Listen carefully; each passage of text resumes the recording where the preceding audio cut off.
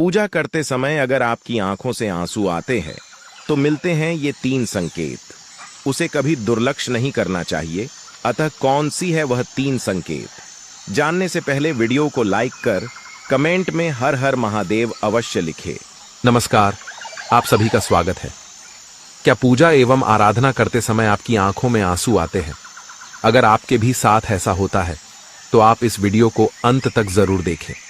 आज हम आपको बताएंगे आखिर ऐसा क्यों होता है। ऐसी वो कौन सी अज्ञात अलौकिक शक्तियां हैं जिनकी कृपा आप पर बनी हुई है, और पूजा करते समय आंखों में आंसू आना, नींद आना या फिर ओबासी आने का क्या अर्थ होता है। हमारे प्राचीन ग्रंथों के अनुसार शुरुआत में संपूर्ण ब्रह्मांड खाली था, हर तरफ केवल अंधकार ही था।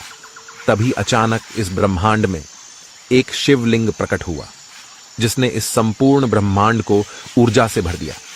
इसी कारण ऐसा माना जाता है कि निराकार भगवान शिव का इस समस्त ब्रह्मांड के कण कण में वास है। वे सृष्टि के संतुलन को बनाए हुए हैं। शिव ही आदि है और शिव ही अनंत है। इसी कारण इस ब्रह्मांड में जो कुछ भी होता है वह केवल ईश्वर की मर्जी से ही होता है। जब आप पूजा करने बैठते हैं अथवा ईश्वर का ध्यान करने बैठ जाते हैं तो आपकी आत्मा का कनेक्शन ईश्वर के साथ होता है। ईश्वर सर्वव्यापी है, समस्त सजीव और निर्जीव वस्तुओं में उनका ही वास है। इसी कारण जब भी पूजा पाठ करते समय आपके साथ कुछ विचित्र घटनाएं घटती हैं तो इसका अर्थ यह है कि ईश्वर आपको कुछ संकेत देने की कोशिश कर रहे हैं।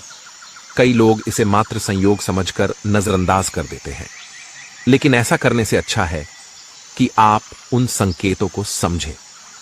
आखिर ऐसा क्यों होता है जब भी हम किसी मंदिर में प्रवेश करते हैं तो मन प्रसन्न हो जाता है, दुख और निराशा भी अचानक समाप्त हो जाती है और व्यक्ति फ्रेश महसूस करता है। ऐसा इसीलिए क्योंकि मंदिर के वातावरण में सकारात्मक शक्तियां होती है जिनके प्रभाव में आने से व्यक्ति मन में शांति और सुख का अनुभव करता है। कई बार विद्यार्थियों को मां सरस्वती का ध्यान करते समय आंखों में आंसू आ जाते हैं या अचानक नींद आने लगती है। साथ ही देवी देवताओं की कथा सुनते वक्त भी अचानक रोम रोम खड़ा हो जाता है या आंखों से आंसू भी आने लगते हैं। कभी कभी जब हमें ईश्वर की उस अनंत शक्ति का एहसास हो जाता है तो हमारे रोंगटे खड़े हो जाते हैं और ईश्वर पर हमारा विश्वास और भी दृढ़ हो जाता है। दोस्तों, क्या आपको भी पूजा करते समय ऐसे संकेत मिलते हैं?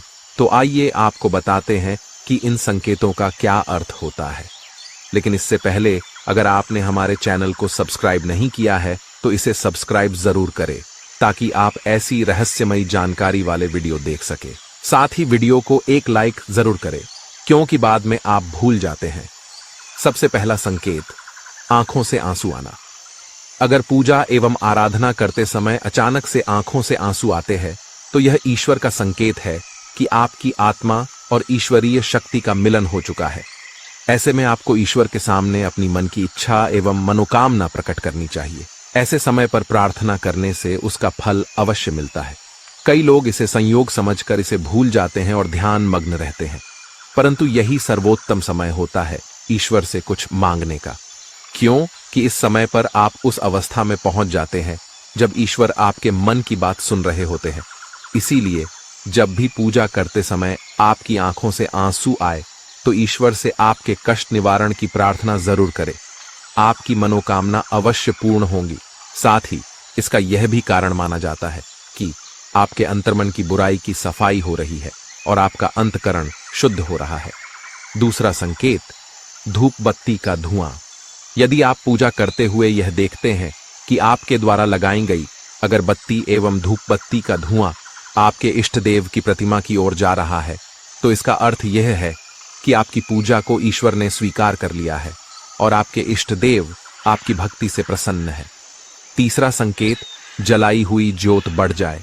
दोस्तों, अग्नि पंच तत्वों में से एक है, इसमें भगवान भोलेनाथ का वास है। अगर आप पूजा कर रहे हैं और आपके सामने रखे दीपक या आरती की ज्योत बढ़ जाए तो यह एक ईश्वर का संकेत है कि वे आपकी पूजा और सच्ची भक्ति से प्रसन्न है।